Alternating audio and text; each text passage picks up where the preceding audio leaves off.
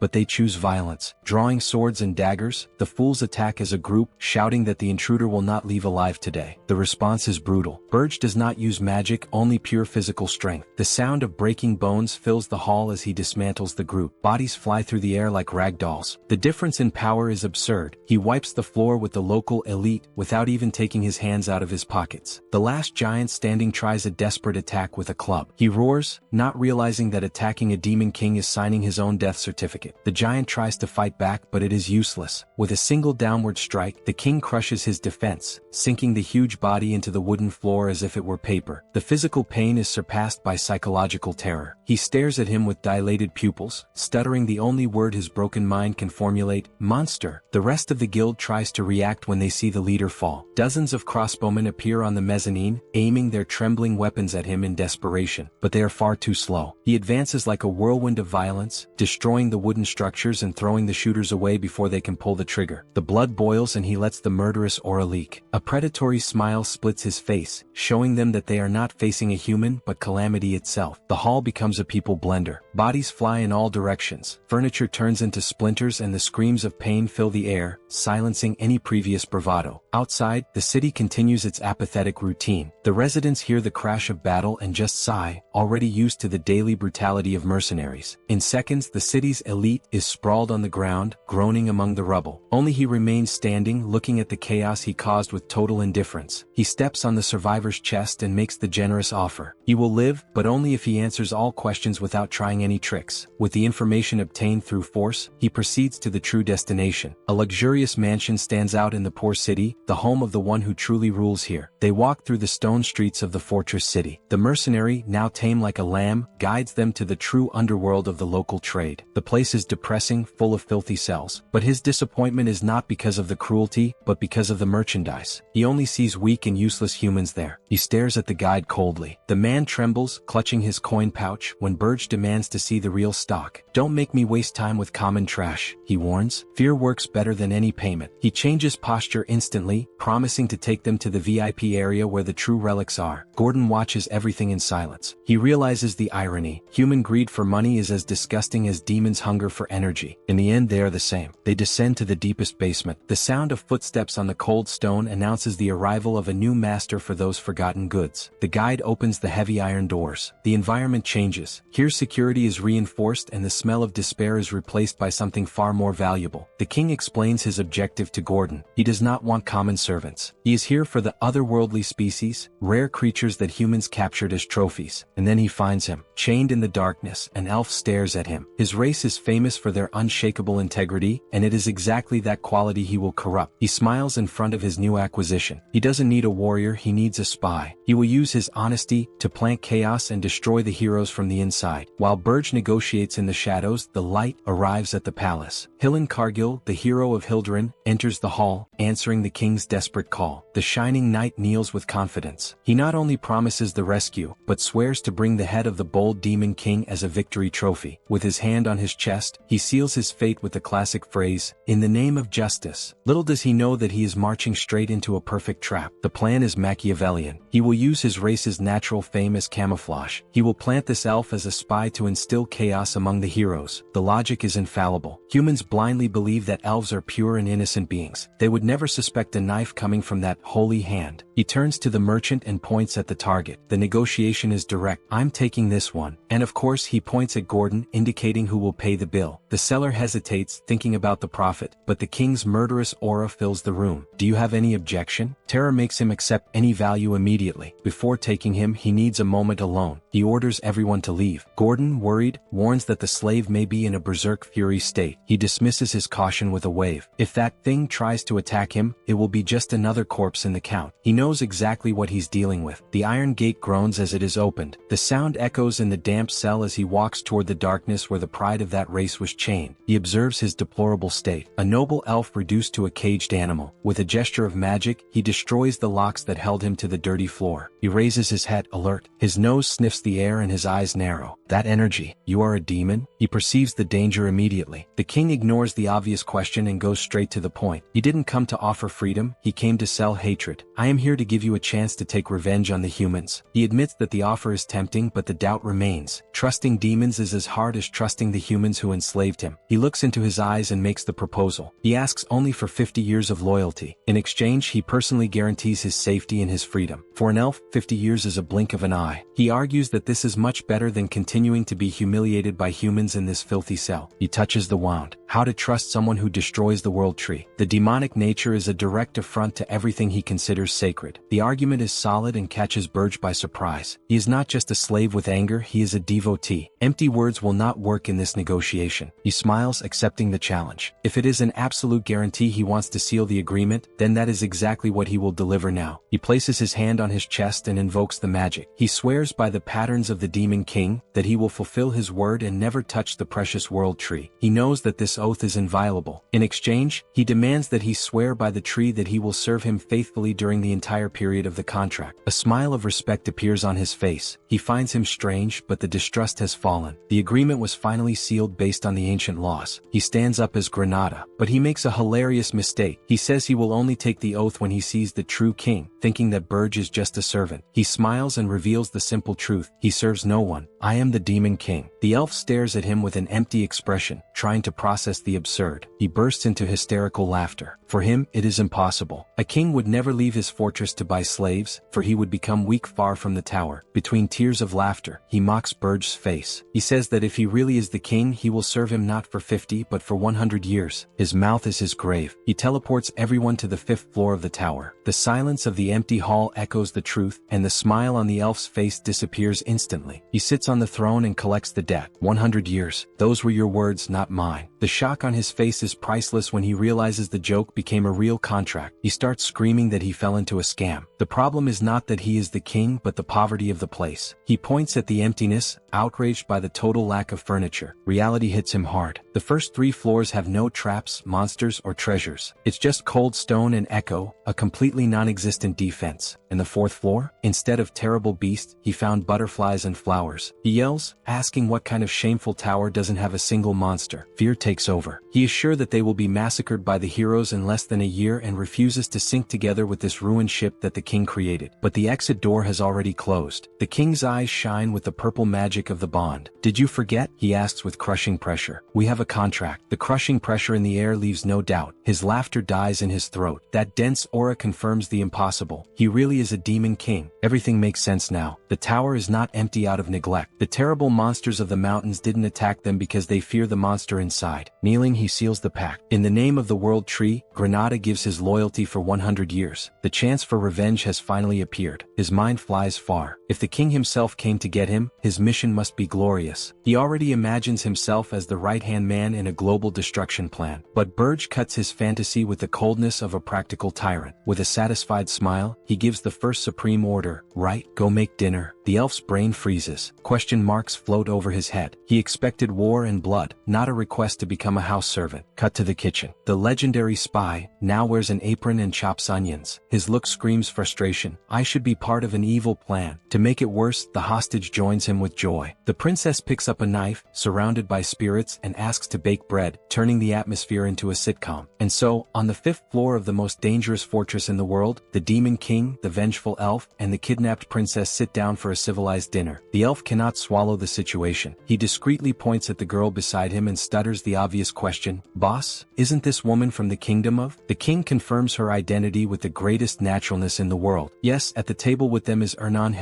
the jewel of the crown he stole by accident. The elf almost has a heart attack. Kidnapping the imperial heiress and bringing her to an empty tower? He screams that this is a guaranteed death sentence. Berje ignores his panic while cutting the steak. He reminds him that he didn't buy him to complain, but to solve. Sit and eat, he orders coldly. The tension disappears in an instant. He praises the seasoning and the princess smiles, saying that she helped, creating a bizarre domestic atmosphere that breaks the elf's mind. He takes him to the garden and explains the reality. If they have to fight inside there, they are already lost. The real battle cannot happen at his door. He reveals his true function. He doesn't want a bodyguard, he wants a saboteur. He will return to the human world to destroy the heroes from the inside. But a weak spy is useless. With a challenging smile, he calls him to a fight. He needs to see if his hatred has enough strength to back his words. To motivate him, he gives an insulting advantage. No magic, only one hand. And the prize? If he wins, 50 years of slavery will be forgiven. Greed shines in his eyes. He accepts immediately, shouting that he will rip off the king's head, barely able to contain the murderous excitement. He wastes no time. The wind howls when he charges. It is a direct and lethal attack, loaded with the pure will of a vengeful warrior. Granada descends with a storm of blows, desperate to win. But the king blocks every attack with humiliating ease, using only one hand. While dodging, he analyzes his technique. Slavery didn't rust him. He asks if he used the forest mana on the 4th floor to be so sharp. The compliment only irritates him more. He roars, concentrating all the magic into one blow, shouting that the master made a fatal mistake by choosing to fight an elf, but he forgot the terrain. Before he can strike, roots violently sprout from the ground, grabbing his leg and locking his movement. He is exposed. Even shouting about taking his 50 years back, his guard is wide open, a perfect invitation for the counterattack. Berje smiles. His determination is excellent, exactly what he needed to see. But now it is time to teach the real difference of power between the two. The shadow of the king engulfs his. He releases only a fraction of the murderous aura, enough to remind him that he is facing a predator. With glowing eyes, he assures that he will not use demonic magic. He promises to control his strength only enough to not turn him into paste. His realization comes too late. The warrior's pride disappears, replaced by pure panic upon noticing that the incoming blow is unstoppable. The impact shakes the entire mountain. Snow flies with the explosion, ending the small admission test with a boom that echoes across the whole valley. They arrive at Horton Walk, specifically at the HQ of the Scarlet Falcon's mercenaries. The rustic building hides the brute force the king intends to buy today. The reception has changed drastically. The leader, still bruised from the previous beating, now salutes with a forced smile of pure terror and respect. He makes the proposal to hire them for a year. Even humiliated, the man's eyes shine with the possibility of profit, asking anxiously about the budget. He wastes no time negotiating. He throws a heavy bag onto the wood, letting the gold overflow as an initial deposit to buy their soul. The sight of the fortune buys their loyalty instantly. They swear eternal love, but he knows well that mercenaries are only loyal to whoever pays the heaviest. But there is a condition. He pushes the elf forward and warns that he will be the lieutenant. They will have to obey a stranger if they want to see the color of the gold. The elf, with the cheeks swollen from the small test, introduces himself to the new colleagues. "Hello, my name is Granada," he says, holding the dignity that remains. The mercenaries stare at the new lieutenant with skepticism. A bunch of brutes looking sideways at a wounded elf who is now supposedly in charge of them. Tears fall, but not of joy. They realize the trap, stuck between an insane demon king and a vengeful elf as their new direct commander. But gold speaks loudly. They gather in a circle, accepting their fate. The team is formed, bandits led by a slave, financed by evil. He watches the group with satisfaction. They seem mediocre, but surviving in Ergest requires skill. They are the cheap and disposable tools he needs. As he prepares, he predicts the enemy's move. The kingdom is desperate and he knows exactly which hero would accept coming to this frozen hell. It is time to make the investment pay off. He gathers his new squad and announces with authority, "Scarlet Falcon's mercenaries, this is your first mission." His eyes burn with intensity. He doesn't want blood yet, he wants information. Investigate Hillen Cargill, the hero hired by the kingdom of Hilderan. With the hero's problem left to Granada, the focus now turns to the imposing Tower of Berje. Seated on his throne, the demon king decides that the moment has come to increase his own power personally. With no demonic energy points to use, Berje needs to urgently find another way to grow stronger. The solution is the spiritual flower, a natural mana crystal that guarantees an immense increase in strength to the user. In the Ergest Mountains, untouched and full of monsters, these flowers absorb natural mana for long years. With energy refined by time, the place becomes a true treasure filled with these precious flowers. Even though it is less effective than demonic energy, Berje decides to leave immediately to seek these flowers. Gordon warns about the great risk of going unprepared, since the monsters will attack at the slightest sign of an opening. Berje assures that he will deal with the beasts, but admits that finding the flowers will be difficult without a mana detector. Suddenly, knocks on the door interrupt the conversation, surprising both with a very unexpected visit. The door opens slowly and a blonde girl peeks in, asking innocently if the two are very busy. The sudden interruption catches the pair completely off guard, making both turn with looks of astonishment. Soon they go out into the snow, with the girl excitedly celebrating the chance to accompany the king on this new journey. She admits her recent boredom and demands an old promise, to be able to decorate the entire fourth floor however she wants. Berje accepts the deal in exchange for the flowers, but deep down he fears how exaggerated this girl's decoration will be. Just thinking about decorating the tower of a demon king is already madness, but she seems relieved for having secured this. Suddenly, our boy grabs her, the girl blushes and realizes that the moment of departure has arrived. Berje holds her in his arms and opens his black wings, warning her to hold on before she can even react. With a cry of fright, they shoot straight into the sky, tearing through the clouds at an incredible speed. The force of the wind makes her close her eyes tightly, until she gathers the courage to peek at the world from above. When she opens her eyes, she finally contemplates the view that the darkness of the kidnapping stole from her. Flying over the mountains over the sunset, she realizes how vast the world really is down below. She recalls her monotonous past, a cycle of studies and training that seemed to have no end. Excited, she comments about the unprecedented flight, but Berje cuts her off with his cold indifference. Ignoring the coldness, she introduces herself as Ernan, insisting that they address each other by name now. Berje holds her in the air to remind her who is in charge, threatening her with prison if she abuses it too much. With the fright over, she sends her elemental spirits to hunt for the flowers in the snow. The Demon King calculates that even taking time, the spirits will be faster than the two of them. To everyone's surprise, the warning arrives quickly. One of the spirits found the desired target. In the middle of the snow, the spiritual flower shines intensely, exhaling its powerful blue mana. But the dispute for the flower had already begun, with a pack of huge monsters surrounding the treasure. Landing with authority, Berje orders the creatures to retreat if they still have demonic honor. However, the beasts ignore any hierarchy, refusing the order and declaring a sentence of death. The king smiles when he realizes that Gordon was right. Expecting intelligence from beasts is pure illusion. Summoning purple flames in his hands, he decides that the only language they will understand is violence. The monsters do not retreat and advance in fury, shouting to kill and devour the intruders in the snow. Without hesitation, Berje concentrates a sphere of dark energy, ready to release his full power. A pillar of magical fire descends from the skies, incinerating the creatures in an explosion of pure agony. While their bodies burn, the remaining monsters change targets, seeking a weaker link. Ignoring the king, two of them advance against Ernan, who suddenly finds herself as the prey this time. Extending his hand toward her, Berje concentrates a dense sphere of black magic, ready for the massacre. The energy explodes into a dark vortex, protecting the pair while tearing apart the monsters around them. Ernan watches in awe, realizing that not even the fearsome orcs can break through his barrier of power. Berje crosses his arms firmly, feeling the magic flow as he tests the true extent of his current strength. The Demon King's power manifests as beasts of energy, which devour and obliterate the enemy army. When the storm ceases, silence reigns on the mountain, with the snow covering the frozen remains of the beasts. At the center of the chaos, Ernan finds the prize intact, a hyacinth, a rare spiritual flower of the ice attribute. Noticing the girl's covetous look, Berje coldly warns that item is his, leaving her disappointed. He proposes a deal. If she finds another one, she may keep it, which instantly renews her spirits. Unfortunately, despite all the girl's exhausting effort, they fly away without finding any other trace. Back at the isolated tower of Berje, silence reigns while new plans are drawn inside. Observing the blue flower in his hand, Berje reflects on Princess Ernan, whose usefulness seemed to be a mistake. Seeing her sleeping peacefully among her spirits, he realizes that the girl can be much more useful than he had foreseen. The reflection is interrupted by Gordon, who brings urgent news from Granada, surprising the king with the speed. The report confirms that hero Hillen and his group left the capital, but curiously diverted from the mountains. They chose the classic route of evolution, carrying out local missions to gain strength before the greater challenge. Gordon, always efficient, presents holograms with several detailed plans to interfere in their journey. To the total shock of his assistant, Berje coldly discards all the schemes, throwing the work in the trash. With a sly smile, the king decrees the new strategy: no monsters or interruptions on the hero's path. He says that weak attacks would only strengthen them. The order now is to infiltrate among the mercenaries and gain their trust. Gordon fears that the current tower will not endure, but Berje promises an immediate and effective reinforcement for the defense. The Demon King smiles and reveals the key piece of this new plan: he will bring a dwarf into the fortress. Gordon goes into total panic, shouting that the tower will become a joke if it has a dwarf living inside. Berje ignores Gordon's hysterical screams, maintaining his firm posture and his gaze focused on his objective. Seeing that his dramatic protests have no effect, the assistant only grumbles and accepts defeat. Berje explains that the real focus is not the dwarf, but the destructive power of his magical tools. He describes the shock of the heroes when they are received by dozens of cannons instead of weak monsters. Gordon finally understands the strategy, realizing that no hero would be ready for such artillery. Even so, the elf shakes his head in denial, unable to accept such a break from the old rules. But when he raises his eyes to continue the debate, he realizes that the king has already disappeared, leaving him alone. Gordon completely loses it, realizing that his master plans another insane kidnapping for the tower. The scene shifts to Wolfner, the underground city of the dwarves, where the sound of hammers echoes without stopping. Amid the hot sparks, the blacksmiths work tirelessly forging metals in the intense heat. Lozier Friedrich, the best dwarf blacksmith, barely knows that his fate will change by the hands of a demon king. In the depths of the city, hooded figures walk through the guarded stone streets of the dwarf capital. Berje observes the architecture, remembering how many times he fought against against dwarves in his past life. He heads to a local tavern called Midnight Inn, seeking information in the underworld. At the counter, he slides gold coins and directly asks where to find the best blacksmith in the city. The attendant smiles with the typical greed of his race, praising the direct way the human negotiates. He points the way to the center, describing an elevator with double security to identify intruders. Ignoring the gate's security, he slips into the restricted area with the stealth of a shadow. Falling through the long elevator shaft, he lands silently in the dark depths of the city. Guided by the rhythmic sound of heavy hammering, he advances to the deepest room of the lower floor. Opening the entrance doors, Berje peers at the origin of the intense noise with a calculating look. The heat is suffocating, with enormous flames dancing around the forge where the legendary work takes place. There is Lozier Friedrich, the master blacksmith, striking the hot metal with absolute focus and brute strength. Observing the sparks, Berje notes with amazement that mana itself seems to dance with each blow given. Decided to act quickly, he extends his hand to capture the dwarf silently before anyone notices anything. But suddenly, a massive explosion of fire erupts from the anvil, forcing the Demon King to protect himself. The dwarf attacks at once, having sensed the tiny trace of demonic energy hidden in the intruder there. Berje widens his eyes upon feeling the aura, realizing that the dwarf is not an ordinary blacksmith but something much greater. The hammer comes down with brutal violence, creating an explosion of energy that lights up the entire forge. Amid the flames of the impact, Berje confirms his suspicion that blacksmith does not only forge, he is a hero. Lozier roars in fury, confirming that he possesses the power of heroes and swearing that the intruder will not leave there alive. With a mocking smile, Berje scoffs at the strength of the blow and corrects the dwarf, warning that he is not a demon. Releasing his royal aura, he knocks the dwarf out in an instant and carries him, declaring himself to be the Demon King himself. The legendary hammer falls onto the cold ground with a dull thud, left behind as its master is kidnapped. Dwarf guards invade the place armed and confused, alerted by the crash and shouting the master's name. Before the empty and destroyed forge, panic sets in. They realize in horror that Lozier vanished without a trace. The alarm sounds throughout the city. With the dwarf on his back, the king flees through the shadows as chaos spreads. Berje threatens to kill him if he makes noise, but the dwarf, confused, asks if he came after the princess. Lozier reveals that there is a secret underground passage for emergencies, and Berje demands to be guided. The blacksmith trembles with fear, mentally cursing his cowardice and certain that the target is the girl. Tears run down his eyes as he laments his fate, revealing himself to be a pathetically weak hero. Berje smiles maliciously and proposes a cruel trade. He will kidnap the princess and leave the dwarf free. The dwarf widens his eyes, shocked by the absurd proposal, trying to understand the king's evil scheme. The king describes the rumor he will spread, the selfish hero who sold the princess to save his own skin. Panic consumes Lozier, who screams desperately in the face of the cruelty and vileness of that terrible plan. He knows that, because he is weak, everyone would believe in the betrayal, condemning him to an eternal life of torture. Cornered, the dwarf does not hesitate for even a second. He chooses to hand over the princess to rid himself of the torment. Berje whispers a solemn promise, swearing by the honor of the Demon Kings to guarantee his total safety. Lozier knows that this rule is sacred to them, an unbreakable faith that guarantees the absolute truth of the oath. With the guarantee of life, the blacksmith makes his final decision, closing his eyes tightly to accept fate. Changing posture instantly, the dwarf guides the way with enthusiasm, leaving the king disgusted by the attitude. Meanwhile, in the empty workshop, the guards stare at the silence left behind by the missing master blacksmith. Princess Louise arrives at the place with teary eyes, calling the blacksmith's name with deep anguish. The dwarf princess refuses to believe in the disappearance, because he was forging her personal weapon when everything happened. Furious, she yells at the guards, rejecting the idea of a kidnapping, for a hero would never be taken like that. A guard reminds that, despite the title, Lozier is a blacksmith and terrible in combat. Ignoring logic, Louise orders at the top of her lungs that they bring the kidnapper and recover the dwarf immediately. Princess Louise explodes in fury, with eyes on fire, threatening to tear off the heads of the useless guards. Far from there, the pair crawls with difficulty through the secret and tight tunnel that the cowardly dwarf used to escape. The space is so tiny that Berje is forced to face the dwarfs but swaying right in front of him. Irritated by the grotesque sight, the king demands haste, while the dwarf breaks into a cold sweat and promises that the end is near. Finally, they emerge from the hole in the ground, with the imposing dwarf tower shining under the moonlight ahead. The dwarf throws himself on the ground and says that his part is over, believing that he is free to leave as promised. But a dark aura surrounds the king and the dwarf stammers in panic, demanding the sacred vow of safety they made. With a cruel smile, Berje mocks the honor of demons, calling the sacred oath irrelevant trash. Lozier screams in absolute despair, shocked to realize that this demon king follows no rule or honor at all. Cornered by the dark claw, the dwarf bitterly regrets not having betrayed the princess from the beginning. The dwarf crawls and begs, offering his services as a blacksmith to create any weapon the king desires. Desperate to live, he promises to be a loyal spy, swearing loyalty while trembling before the demon. Berje accepts the offer of servitude. The dwarf celebrates loudly, thanking for the mercy granted to him. But inside, Lozier laughs at the king's naivety, planning to betray him and bring an army as soon as he escapes. His eyes shine with restrained malice, swearing that the demon will pay dearly for humiliating a great dwarf hero. But when they arrive at the king's tower, the dwarf becomes confused by what he sees, for he is surrounded by several spirits and a strange soft light. They are on the 4th floor of the tower. The place is a beautiful garden, where Gordon and the princess await their arrival. Gordon panics upon seeing the dwarf, shouting about the danger of bringing a hero into the fortress. Berje orders the elf to shut up while receiving a magical report, ignoring Gordon's dramatic fit. Princess Ernan looks at the dwarf with contempt, asking if he came to save her, already knowing that the answer is no. Lozier demands his freedom, but Berje retorts that he promised only his life, not that he would let him go. Berje explains that he knocked him out purely as a precaution, to avoid any escape or betrayal during the long journey. The dwarf begins to laugh in a strange and broken way, seeming that his mind has finally given in the face of so much fear. The laughter turns into a manic cackle, with wide eyes reflecting the total madness of that tense moment. He laughs loudly in the garden, while the others watch that bizarre scene of mental collapse with indifference. Berje smiles satisfied and asks, mockingly, if he is that happy about becoming his new loyal subordinate. With tears of fear and a forced smile, Lozier agrees, completely broken and submissive to the demon's will. Berje praises his positive attitude and immediately gives him his first mission, while the dwarf cries on the ground. The king orders cannons to be created on the 1st floor, revealing his plan to destroy the heroes with heavy artillery, but leaving that place and going to the preparation station, where the group of heroes rests before proceeding. The elf analyzes the recent rumors, noting that the demon king uses black flames, which change the heroes' tactics. He passes the report to our boy, and says that their conclusion was that the lack of monsters is seen as fear on the part of the demon king. And our boy says that without monsters to kill, the heroes gain no honor or wealth, stagnating their growth and losing interest.